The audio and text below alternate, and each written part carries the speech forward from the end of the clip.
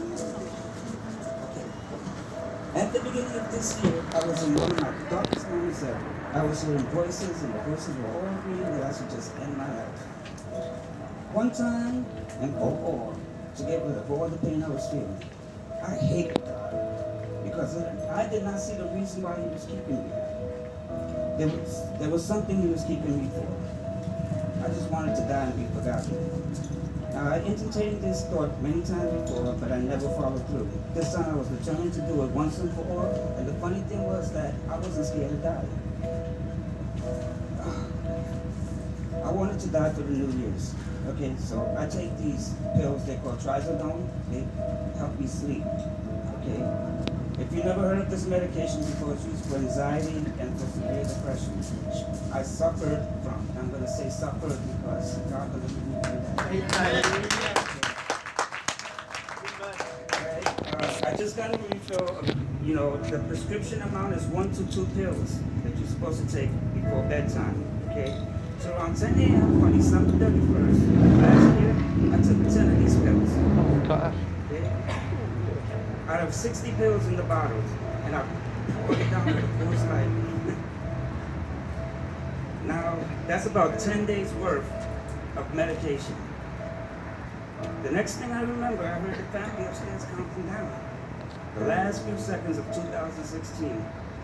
So I sat at the top of the stairs. I used to live in the basement. I sat at the top of the stairs, and I was really mad at God at this point because He didn't take me, He wasn't there. But it's amazing what God can do when He's not ready for you. I cannot take that amount of pills today and live to tell the story. But at that time, I just wanted to die. And I was mad at God because I could not die. Okay, so, I'm sorry I wrote so much. But go ahead. Okay. Okay, so, this is what I decided to do instead. I decided to go outside to buy some more beer to get drunk. So I went outside, right, and I passed this little church that was on the block that I used to live on. Now, I passed this church plenty of times before, and I was never really curious about it.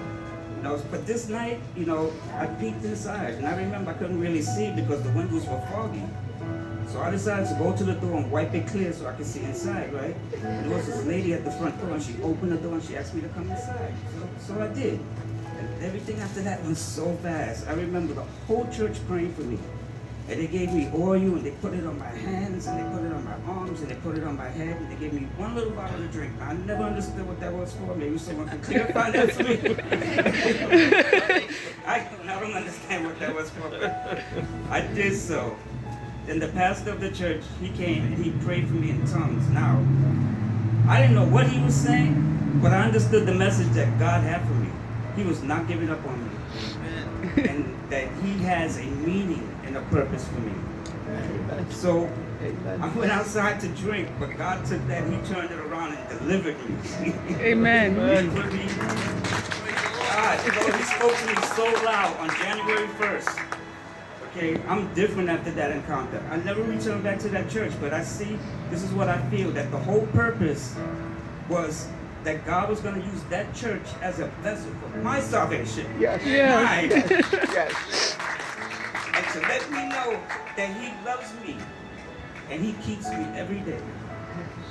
Since that day, the voices, I don't hear them anymore. I don't want to die anymore. I want to live and I want to spread the good news. Amen. Now, I'm not a scholar, I'm not as seasoned as most people are, but I have the passion and the will to let God use me how He sees best. Yes. Most important, this is very important to me.